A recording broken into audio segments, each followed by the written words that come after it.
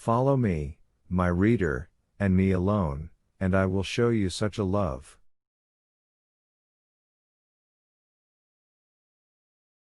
No. The master was mistaken when with bitterness he told Ivanushka in the hospital, at that hour when the night was falling past midnight, that she had forgotten him.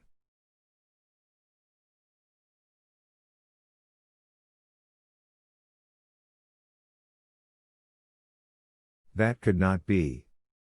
She had, of course, not forgotten him. First of all, let us reveal the secret which the master did not wish to reveal to Ivanushka.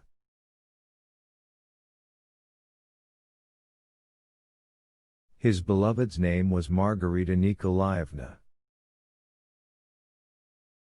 Everything the master told the poor poet about her was the exact truth.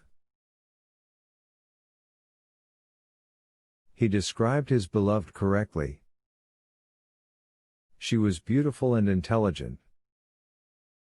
To that one more thing must be added, it can be said with certainty that many women would have given anything to exchange their lives for the life of Margarita Nikolaevna.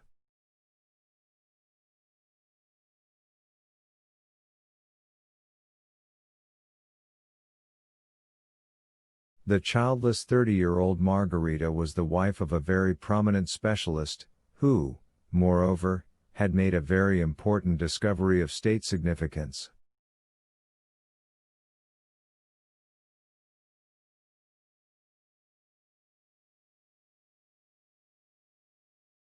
Her husband was young, handsome, kind, honest, and adored his wife.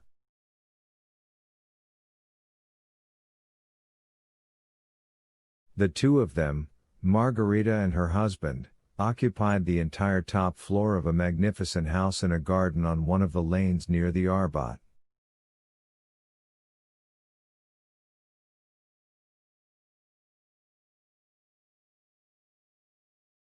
A charming place. Anyone can be convinced of it who wishes to visit this garden. Let them inquire of me, and I will give them the address, show them the way. The house stands untouched to this day.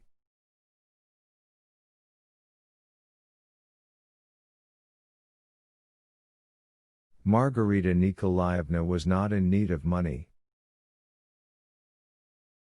Margarita Nikolaevna could buy whatever she liked. Among her husband's acquaintances there were some interesting people.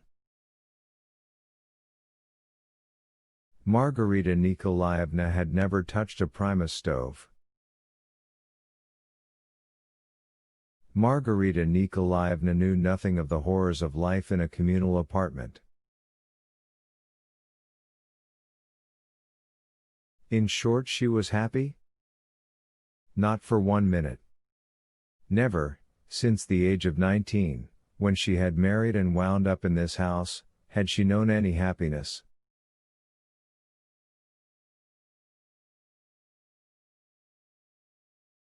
Gods, my gods! What, then, did this woman need? What did this woman need, in whose eyes there always burned some enigmatic little fire? What did she need, this witch with a slight cast in one eye, who had adorned herself with mimosa that time in the spring?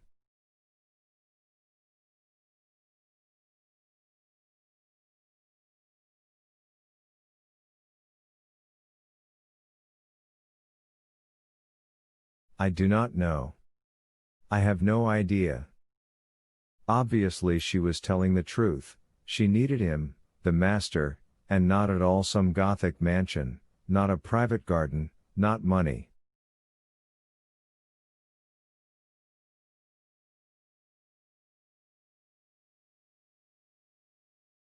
She loved him, she was telling the truth.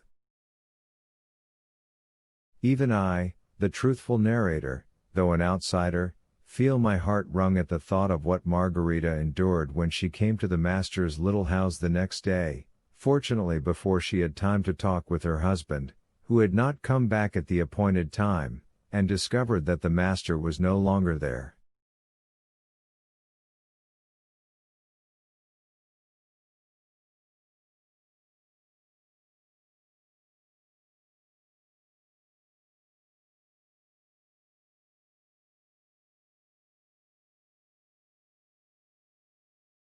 She did everything to find out something about him, and, of course, found out nothing.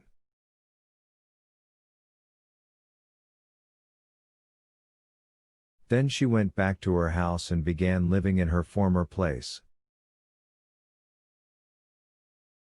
But as soon as the dirty snow disappeared from the sidewalks and streets, as soon as the slightly rotten, disquieting spring breeze wafted through the window, Margarita Nikolaevna began to grieve more than in winter.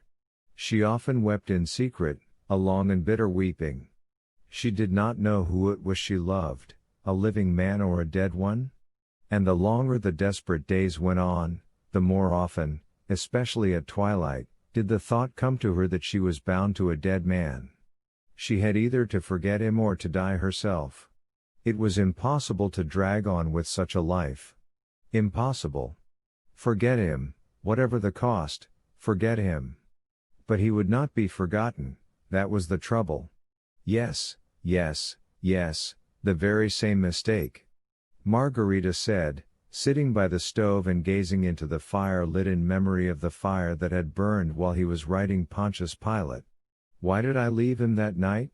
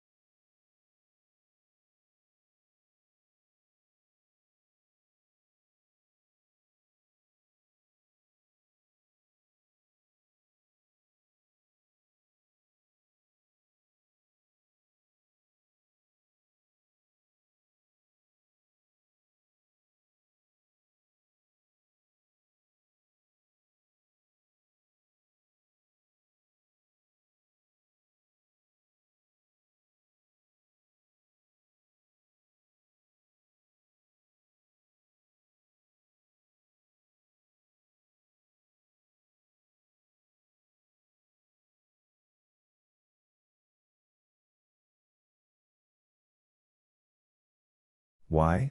It was madness. I came back the next day, honestly, as I'd promised, but it was too late.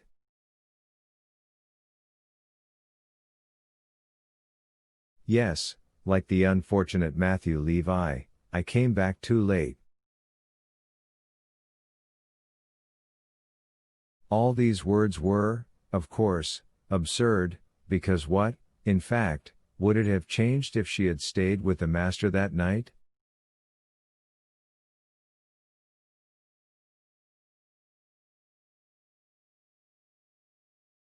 Would she have saved him?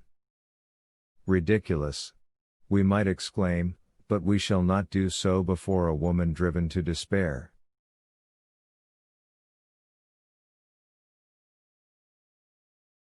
On that same day when all sorts of absurd turmoil took place, provoked by the appearance of the black magician in Moscow, on the Friday when Berlioz's uncle was chased back to Kiev, when the bookkeeper was arrested and a host of other quite stupid and incomprehensible things took place, Margarita woke up at around noon in her bedroom with bay windows in the tower of the house.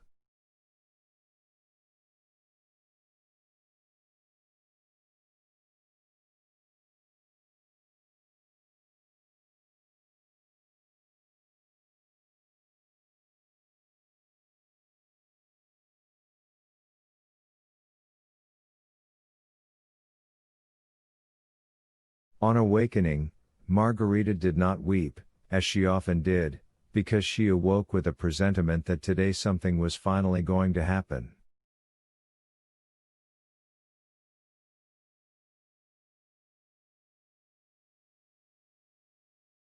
Having felt this presentiment, she began to warm it and nurture it in her soul, for fear it might abandon her.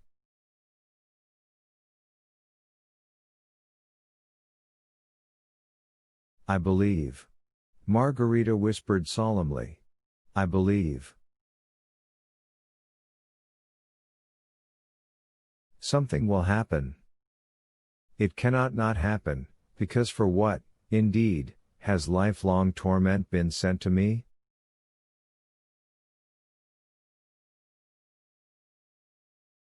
I admit that I lied and deceived and lived a secret life, hidden from people, but all the same the punishment for it cannot be so cruel.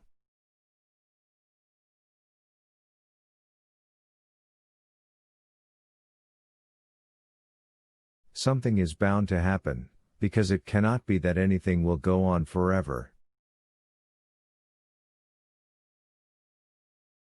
And besides, my dream was prophetic, I'll swear it was. So Margarita Nikolaevna whispered, looking at the crimson curtains as they filled with sun, dressing anxiously, combing her short curled hair in front of the triple mirror.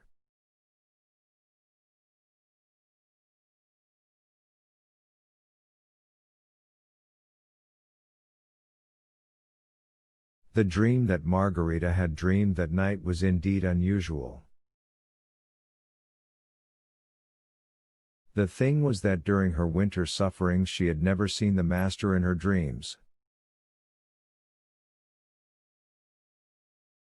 He released her for the night, and she suffered only in the daylight hours. But now she had dreamed of him. The dream was of a place unknown to Margarita, hopeless, dismal, under the sullen sky of early spring.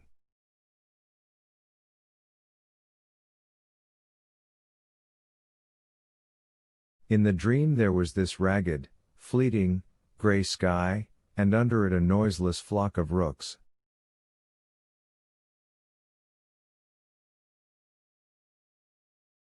Some gnarled little bridge, and under it a muddy spring runlet.